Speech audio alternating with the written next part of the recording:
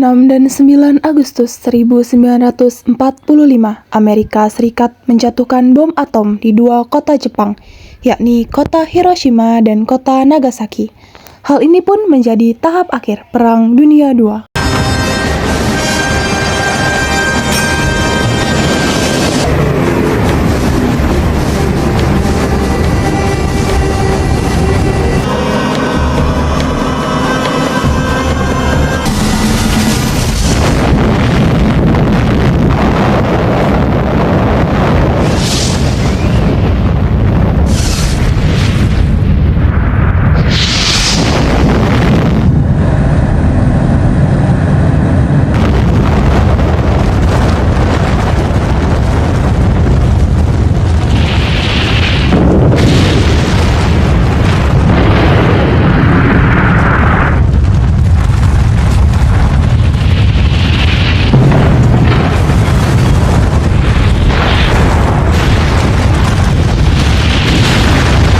Akhirnya, pada tanggal 14 Agustus 1945, Jepang menyerah tanpa syarat kepada Sekutu. Berita tersebut sangat dirahasiakan. Tetapi di tanggal yang sama, di sore hari, tokoh golongan muda, yakni Sultan Syahrir, mendengar berita tersebut dari siaran radio BBC atau British Broadcasting Corporation.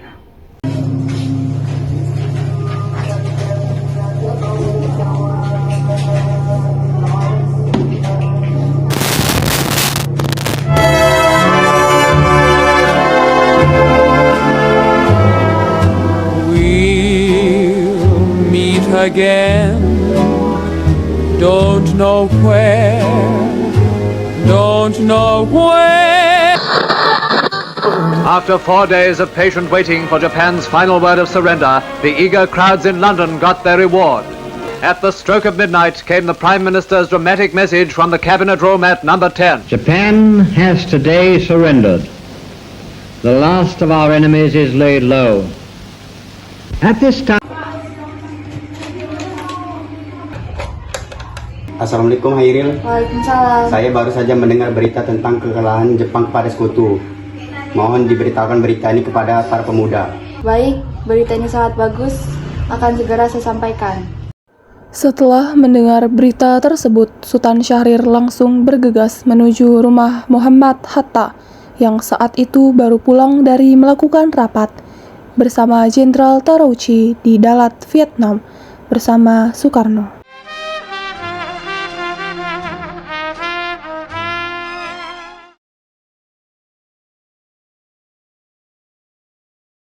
Ada apa kedatanganmu, Syahrir? Jepang sudah menyerah kepada Sekutu, Bung. Nippon telah kalah. Sudah saatnya kita merdeka. Sudah saatnya kita memproklamasikan kemerdekaan Indonesia. Baiklah, tapi putusan ini harus kita bicarakan kepada Bung Karno. Baik, mari kita ke rumah Bung Karno sekarang juga. Baiklah, saya akan bersiap-siap dulu.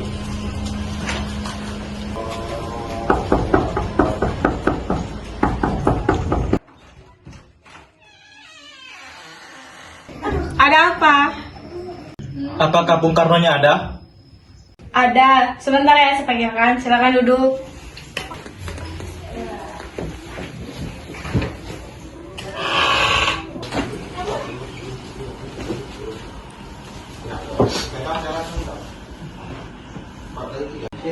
Ada apa kedatangan kalian?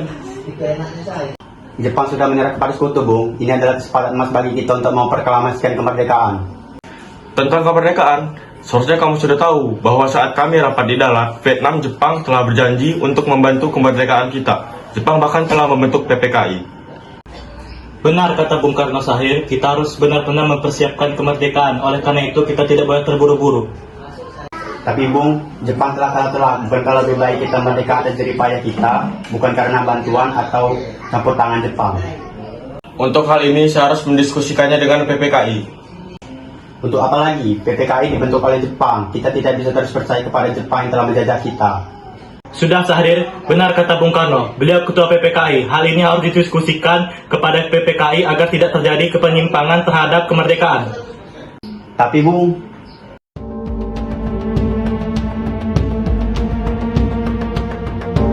Silang pendapat pun terjadi antara tiga tokoh bangsa itu. Pada intinya, saya tidak bisa memproklamasikan kemerdekaan Indonesia tanpa persetujuan PPKI. Kita juga masih menanti janji kemerdekaan dari pihak Nippon. Usaha membujuk Bung Karno dan Bung Hatta gagal. Golongan muda yang akhirnya juga mendengar berita kekalahan Jepang pun mengadakan suatu perundingan di Pegangsaan Timur Jakarta pada tanggal 15 Agustus 1945.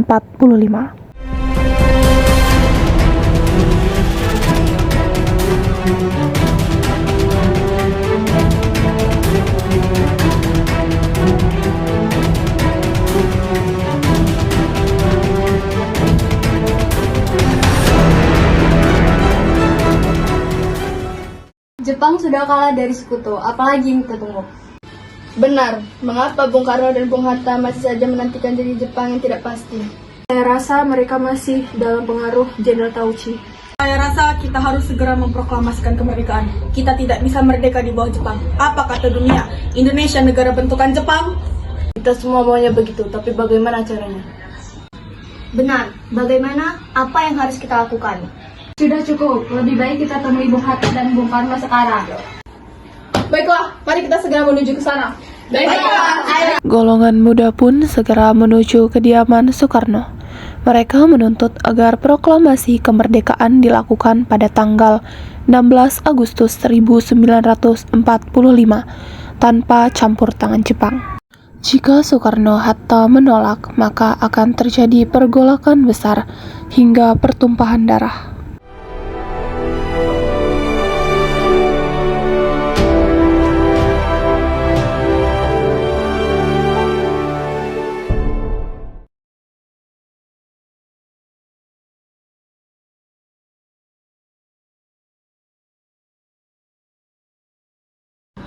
Bung, kedatangan kami di sini mempunyai maksud untuk mempercepat kemerdekaan Indonesia. Benar, Bu. Kemerdekaan adalah keputusan rakyat Indonesia, bukan Jepang. Kami harap Bung dapat menyetujuinya. Kami para pemuda sudah siap. Saya ini ketua PPKI, menjadi tanggung jawab saya untuk mendiskusikan dengan PPKI. Jepang juga sudah berjanji atas kemerdekaan kita. Kami ingin kemerdekaan menjadi jerih payah bangsa Indonesia, Bu. Jika kita merdeka di atas bantuan Jepang, dunia hanya akan bisa bilang kita negara bantuan atas Jepang. Saya tidak bisa, hal ini akan menyimpang. Kami ingin kemerdekaan diproklamasikan besok, Bung. Jika tidak, akan terjadi pergolakan besar hingga pertumpahan darah. Menunggu besok, ini leher Soekarno. Potong malam ini juga. Sudah, Bung. Tidak ada gunanya perdebatan ini. Ini hanya menimbulkan pertumpahan darah. Kami tidak ingin membunuh Bung Hatta ataupun tokoh pejuang kemerdekaan lain. Kami ingin membunuh mereka yang menjadi bawahan Jepang. Kami hanya mengingatkan, mungkin besok kesempatan merdeka kita sudah hilang. Namun, permintaan mereka ditolak. Di hari yang sama, golongan muda pun akhirnya kembali mengadakan rapat yang digelar di Jalan Cikini 71, Jakarta.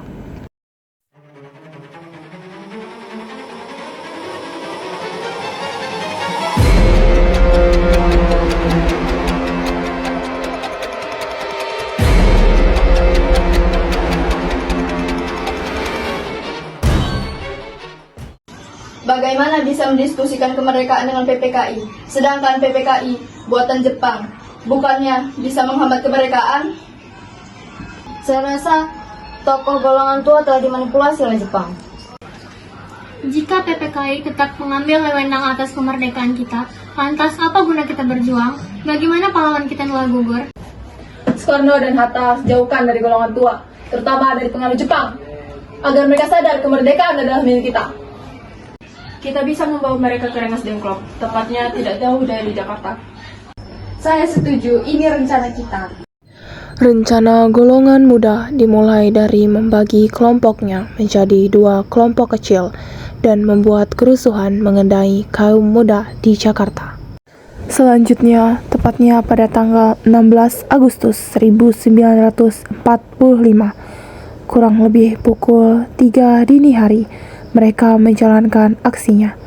Pertama, mereka menjemput Hatta, lalu mereka menjemput Bung Karno dengan alasan membawa Soekarno ke tempat yang aman. Selamat malam, Bung. Ya, selamat malam. Ada apa? Bersiaplah, Bung, ikut kami keluar kota. Baiklah, saya akan bersiap dulu. Mari Bung, ayo ikut kami. Baiklah, mari. Salam Bu, kami ingin menjemput Bung Karno.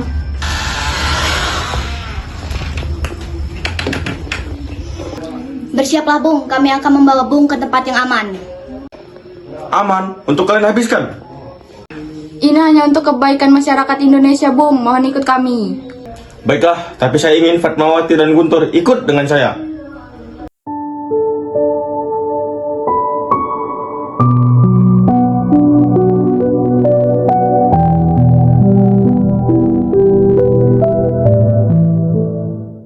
Mereka pun membawa Soekarno dan Hatta ke Rengas Dengklok untuk menjauhkan mereka dari pengaruh Jepang.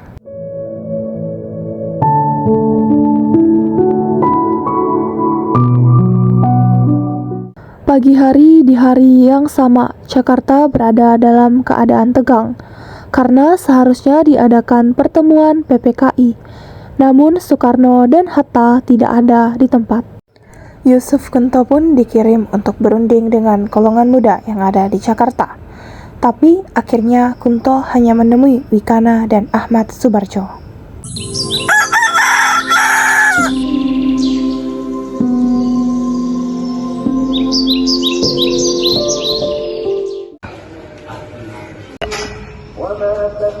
Kunto, di mana Bung Karno dan Bung Hatta? Mereka tidak ada di tempat? Maaf, saya tidak tahu. Lebih baik kita rundingkan ini dengan golongan muda di Jakarta. Di mana Bung Karno dan Bung Hatta? Mereka di tempat yang aman, tanpa pengaruh Jepang. Jika kemerdekaan ingin segera diproklamasikan, Bung Karno dan Bung Hatta harus segera kembali ke Jakarta. Baiklah, mereka di Rengas Dengklok. Akhirnya, setelah terjadi kesepakatan dengan Wikana, Ahmad Subarjo diantarkan ke Rengas Dengklok oleh Kunto untuk menjemput rombongan Soekarno. Sesampainya di Rengas Dengklok, Ahmad Subarjo berani menjamin jika Soekarno dan Hatta kembali ke Jakarta, proklamasi kemerdekaan akan segera terlaksana. Mau apa engkau, Bung? Engkau juga sudah dipengaruhi oleh Jepang. Tidak, jika proklamasi ingin segera dilaksanakan, Bung Karno dan Bung Hatta harus kembali ke Jakarta. Biarkan mereka masuk dan kita bicarakan di dalam. Bagaimana keadaan Jakarta, Subarjo? Jakarta baik, tapi yang lebih penting, Jepang telah menyerahkan wilayahnya kepada Sekutu Bung. Nippon telah habis. Syahrir benar, kita harus cepat memproklamasikan kemerdekaan Indonesia. Benar Bung, kita tidak bisa kehilangan kesempatan ini. Baiklah, kalian bisa kembali ke Jakarta, tetapi kemerdekaan harus diproklamasikan segera mungkin. Sesampainya di Jakarta, Soekarno-Hatta dan rombongan lainnya segera menuju rumah Laksamana Maeda, perwira Jepang yang membantu Indonesia untuk merumuskan teks proklamasi kemerdekaan Indonesia tanpa sepengetahuan Jepang. Lakukan apa yang seharusnya dilakukan, saya akan menjamin keselamatan kalian. Terima kasih atas bantuannya.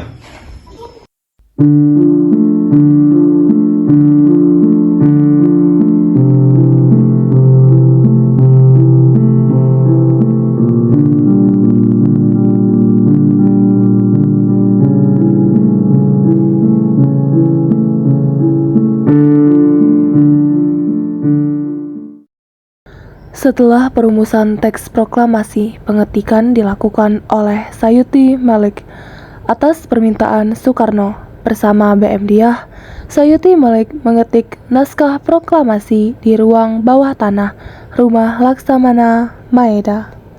Walau terdapat beberapa kali perubahan kata, naskah proklamasi berhasil diketik dan menghasilkan teks proklamasi sampai sekarang. Naskah proklamasi pun ditandatangani oleh Soekarno-Hatta atas nama bangsa Indonesia.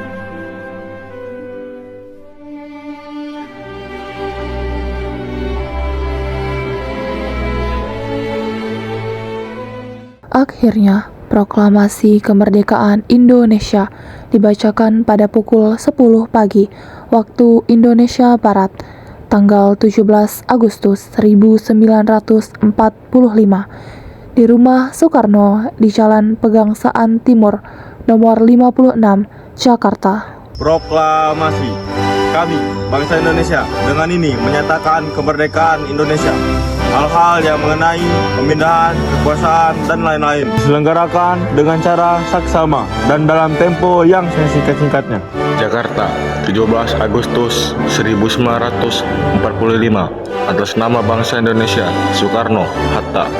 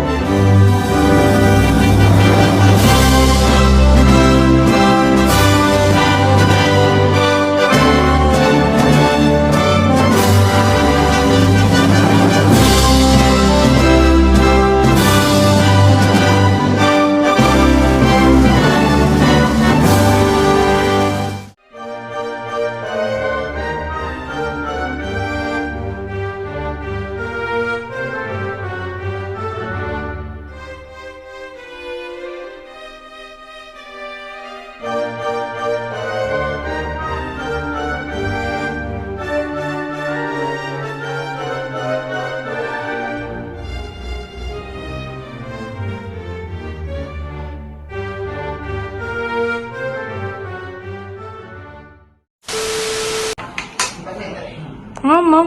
Tapi Bung, bukankah lebih baik itu kan? Tuh kan.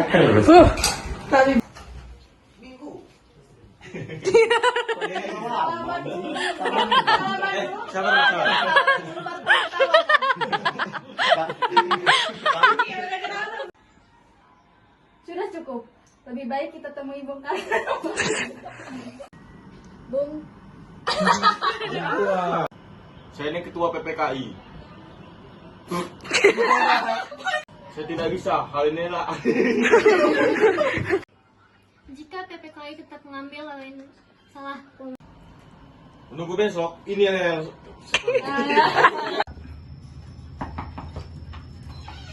Selamat malam, Bu Kadi. Lakukan apa yang seharusnya.